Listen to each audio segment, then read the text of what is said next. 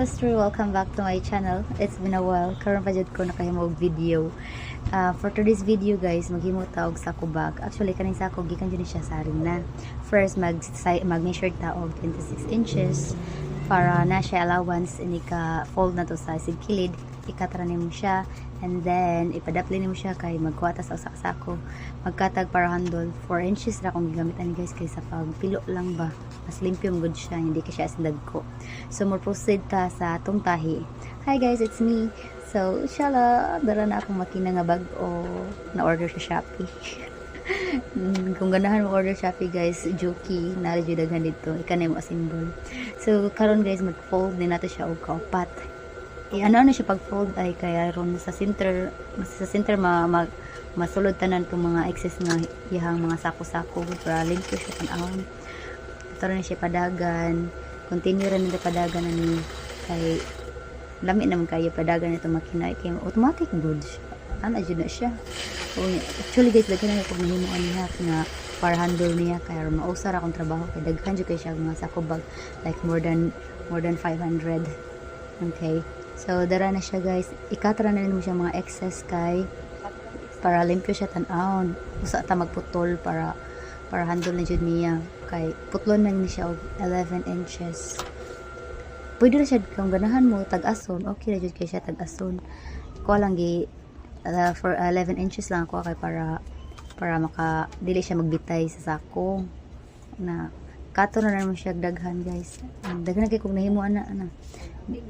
Then chika sa takadit guys ha kay kung pa weeks ba ganahan jud siya mag video ko karon ko maabot ko sa Amerika daghan ako viewers ginoo ko ganahan siya artista ko ay mo na siya iya ko pasikat tandaan diri sa Pilipinas.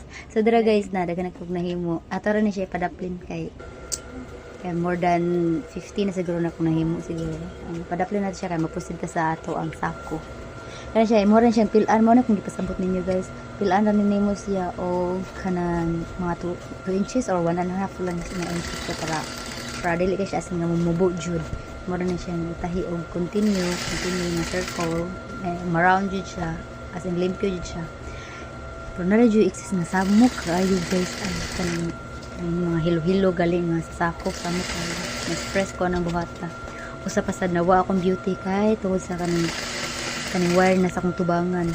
Tanawan ng wire sa akong tubangan guys. Naglibo ko. Ako rin siya putlon or ilabay dito. So, kay samok jud kay siya. Di na makita akong beauty. Ano na.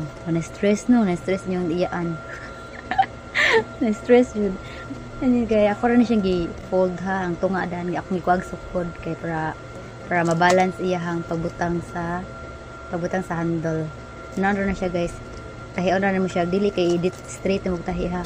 I-reverse na siya. Nimo o katulor, kaupat ba naranin mo, manahan ka yaman at bangan mo sa pikas para handle jud niya balance na na guys ha kay suglan ra ba ni siya karni sa mga utanon sa merkado dapat na dyan siya kay para ligon dili mabusbus ta na yung kinumpra nya imo ra siya kuag sukod sa pikas kalima ra pud kaupat ra ba ni siya i-reverse niya mas ligon jud bangan na siya.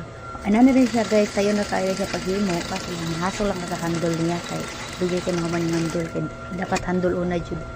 Oh, shala, dara na. Dara ang finished product guys. Cute kayo. Magagamit na jud ta ng mga customer sa taran, dara guys, daghan na kay kog nahimo. So, mga 20 na siguro ni kabuk.